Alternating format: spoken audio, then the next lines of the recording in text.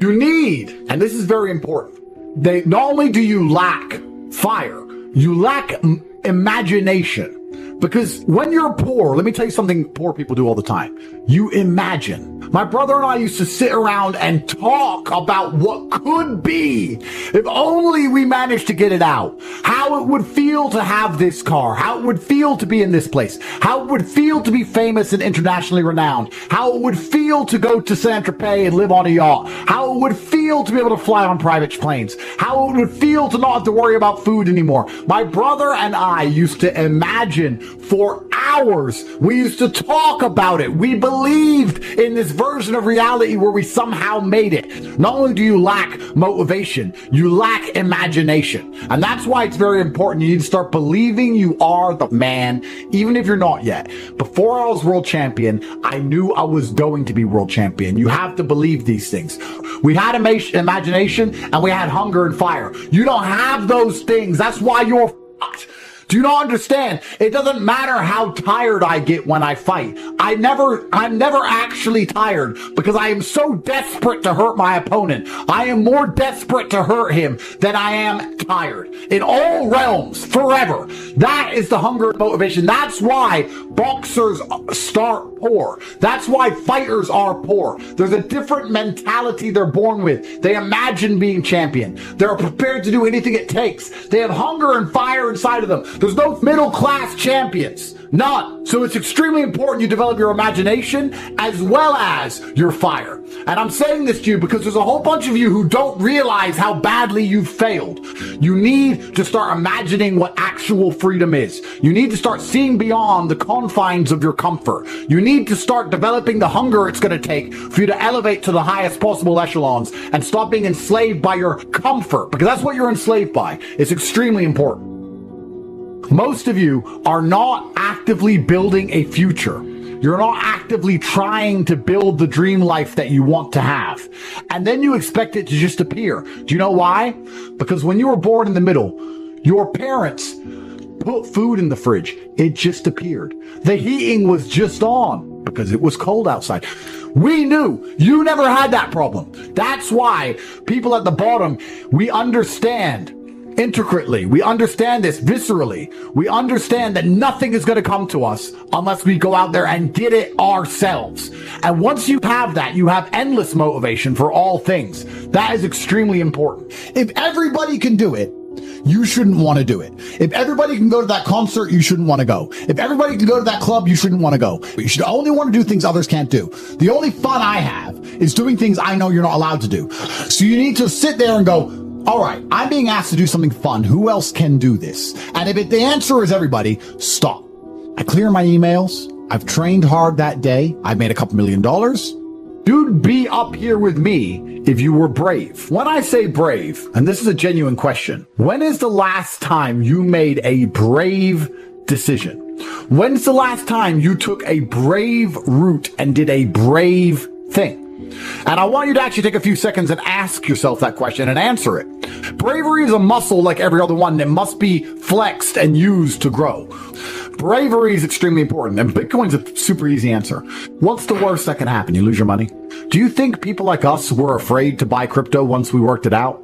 Once we were told about Bitcoin at $800, do you think we were afraid to buy it because we might lose money? Do you not understand? People like us don't give a fuck. That's how we end up here. Oh, you're lacking hunger. You're scared to be brave. You're lazy. I don't want to put my $6,000 into Bitcoin. I might lose it. I might lose it. Because you lack bravery. So, if you've done nothing brave that you can mention instantly off the top of your head, then what you need to do is something brave quickly. I'm not quitting. That's called handing the prize to somebody else. There are a certain number of prizes in the universe. There are stars that exist. They're just out there. There's prizes. So the people at the bottom have something that you don't have. It's hunger. You have to train a fighter, a boxer. Do you want somebody who has poor nutrition and poor sleep, but endless fire inside of them, someone poor, to turn them into Muhammad Ali? Or do you want somebody with a good bed and good food, but lacks fire? Which one do you think is going to become a champion? Which boxers have become champion historically across time? Were they rich men? Were they from middle class incomes? Or were they from the ghetto? Were they from the bottom.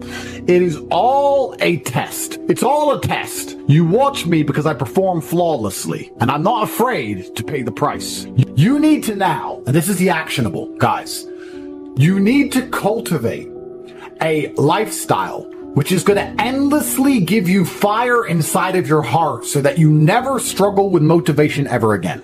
You need to cultivate that with your social circle. So you need to be around motivated, hungry men. You need to cultivate it with the decisions you make. The reason you lose is because you've been programmed to lose by all of your experiences throughout life. Winners are programmed, losers are programmed. I was programmed to be a winner in any scenario because I was raised in a very specific way. You were not. So we're going to start at the absolute beginning of why you've ended up a loser, because most of you never self-reflect. You're dummies who never look in the mirror and say, how did I end up where I am? Why am I the person I am? Why do I believe the things I believe? You don't self-analyze. So you don't understand how your own mind works, which means you don't understand why you are where you are. Because before you make a move on the chessboard, you need to analyze your position. By analyzing the board, the smartest thing you can do is to try and take your strengths and play them off against your weaknesses. So if you're poor, you have hunger and motivation. What you have to do is fix the things you don't have. You need to get around rich people. You need to get a good network of people you can trust who have a lot of money. You need to find a teacher who's prepared to teach you how money really works. That's the first thing. The second thing, and your biggest problem to fix, is your monumental laziness. And you have to understand that you innately are lazy. You innately lack hunger and fire. You're innately afraid. You're a coward. You lack the balls it takes in many scenarios to get rich or die trying. That's the truth. People in the ghetto already have the fire. Those brothers already have fire. Yeah. They're already prepared to do anything it takes. You need to ignite the fire inside of you. You need to make sure there's something inside of you that's going to get you motivated like a poor person's hunger, because you've never felt it before. Because the poor don't need motivation. The poor understand what it's like to be taken advantage of. And the poor understand what happens when you have no money and no food. You don't. You're not poor. You have food in your fridge. For a man, your contentment will come from your purpose, and it will come from your competence, and it will come from succeeding objectives. It will come from completing difficult things that other people cannot complete. It will never come from the easily accessible hedonism, which you have confused for fun. So how do you find happiness? Happiness is in struggle. The struggle and the size of the struggle you're facing, along with how important it is and how important you feel it is deep in your heart, is directly correlated to how successful and how happy you're going to feel all of the time. Struggle is extremely important for a man. You should be looking to inject struggle into your life permanently. You do not need fun until you've already reached the highest possible echelon. So this whole idea that you need fun in your life, you don't. What you need is purpose. You need discipline. You need hard work. You need things to do which are going to benefit you and the others around you. You need duty. You need obligations. And you need performance metrics. You need people around you who are going to hold you accountable. You're nobodies. You're not important. Nobody knows who you are. You're not physically strong. You're not financially wealthy. You have bigger concerns. Your obsession with fun is holding you back. These things you think are fun aren't fun. Yeah, later. How the fuck do you help these people? What can I do? You deserve to lose. I don't feel sorry for you at all. Because when I had nothing, I'd do anything it took. What allows me to compete and predict the future, because everything's so chaotic? The only thing I can predict is that I'm going to work harder than everyone else. I'm going to get up earlier than everyone else. I'm going to pay more attention than everybody else. Yeah. I'm going to research harder than everyone else. I'm not going to feel sorry for myself. I'm going to find some money. Yeah. That's what I'm going to do. It's almost like go 100% in on yourself season. Going all in on Bitcoin might backfire. Going all in on property might backfire. But going all in on yourself will never backfire. Right. I, as a man with enough money to never work again for the rest of his life, I'm spending my days consciously searching and actively planning and trying to identify trends and new ways to make money and new patterns to make sure that I'm not caught last when things do finally shift or change. But a brokey with no money at all doesn't bother. What the fuck is wrong with you? What is wrong with you where you cannot type on a keyboard to achieve all of your dreams? What is wrong with you where you cannot go to the gym and lift enough weights to be self-confident enough to get any woman that you desire? Do you want to lose? Are you so desperate to perma-fail It's not a lack of motivation. It's you who have a personality fault. There is something wrong with you that is preventing you from being the man that you could be. And this is the beauty of life as a man. There's nothing better than blaming yourself for absolutely everything that's ever happened to you, waking up and realizing it was all your fault and you're the only one who can fix it. 99.9% of girl problems are your fault. It's not women are crazy because she doesn't respect you enough because you haven't done anything which is important or difficult enough to garner her respect. That is your problem. 100% your problem, and you must take responsibility and accountability for that exact thing. Life as a man is so brutally simple. You wake up and you blame yourself for everything. You look in the mirror and you say, all of this shit is my fault. So how do I get it fixed? Nobody gives a shit about you. You have to give a shit about yourself. It's down to you and you alone, because nobody else is waking up each day thinking of how they can get you to have more money and you to have a nicer life. They're too busy worried about themselves. If you're a brokey, you don't even fucking love anybody. You don't even love yourself. That's the level it's reached now at this point where the world's so fucked. When I see a person at 40 years of age with no money and no drive, I really want to make it out. So you don't give a shit about your family. You don't give a shit about your last name. You don't give a shit about anybody. I don't like you because I'm a trier. We have different life philosophies. I can't get along with you. We can't correlate. I'm a trier. You're refusing to try.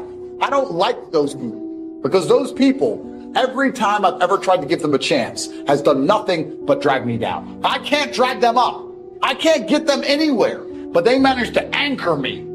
So if you're a full-grown man and you're watching this and you do not have the capability to take your entire family and move to Tokyo tomorrow, if you don't have that kind of finance or capability, you need to take a long, hard look in the mirror and say, what the fuck does my love even mean? What kind of head of the family even am I? I can say I love my wife all day long. I can say I love my kids all day long. What does that even mean if I'm not going to finish work and take an extra hour out of my day to try something new? Your love means nothing if you don't try. As a man, there is no easy life. Your life is not about being easy. Your life is not about being happy. Your life is always going to be difficult. All of the pain you feel, all of the sadness you feel, you're supposed to feel as a man, and you have two effective binary choices. You either go through the suffering and go through the trauma and go through the hardship it takes to be a man of value, or you suffer eternity as a nobody. There's two ways to suffer. You either suffer as becoming a somebody, or you suffer as a perpetual and forever nobody. I think if you take these approaches, if you take the approach of manifesting what you want so you're constantly motivated and understanding all the bad things that happen to you are just a lesson and one day you're going to get over it, it's pretty easy to be a happy, contented, balanced person. I don't think there's any serious magic to happiness. I think it's a choice and it's pretty easy to do.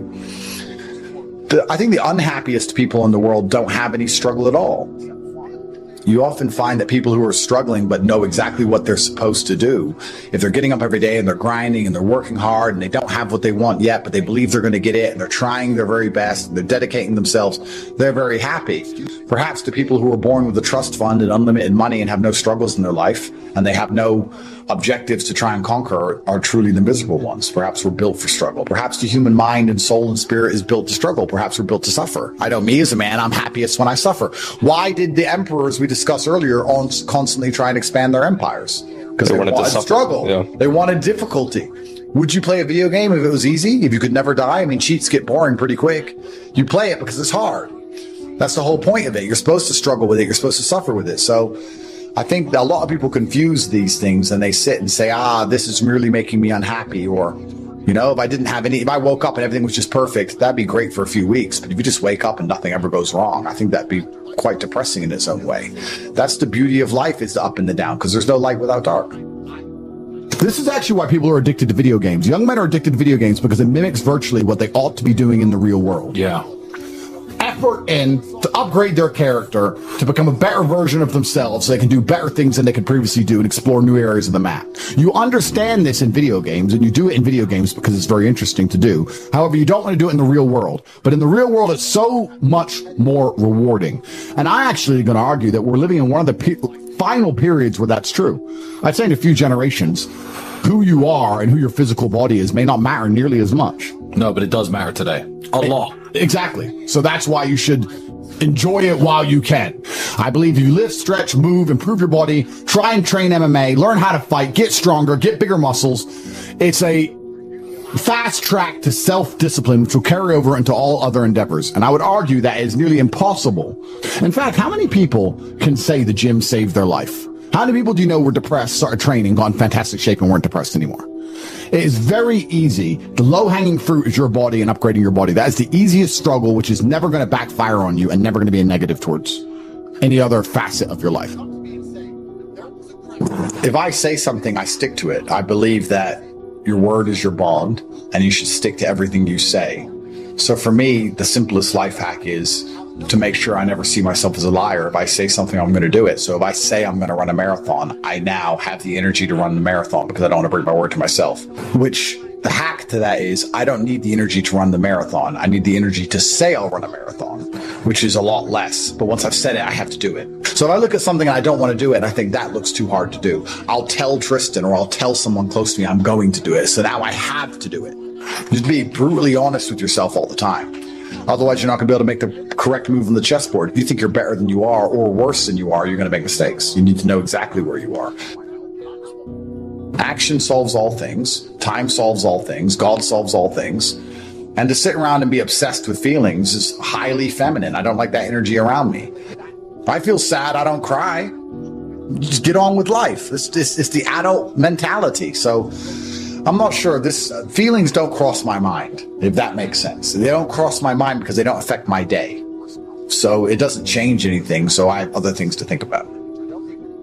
People are afraid of accepting there's a problem because then they know they have a responsibility towards fixing it. Yeah. And they don't want to do anything, one, because they're lazy, and two, because they're afraid they might lose. So they'd rather pretend there's no problem at all. And I think I often say to people in a lot of my videos about a lot of other subjects that it's not always the winning and the losing. It's the fighting in the first place. And there's plenty of men in history you remember who ended up losing in the end. Napoleon, for example, who still fought, which is why they mattered. It's not, if you're only going to fight when you're guaranteed to win, then no bravery is required.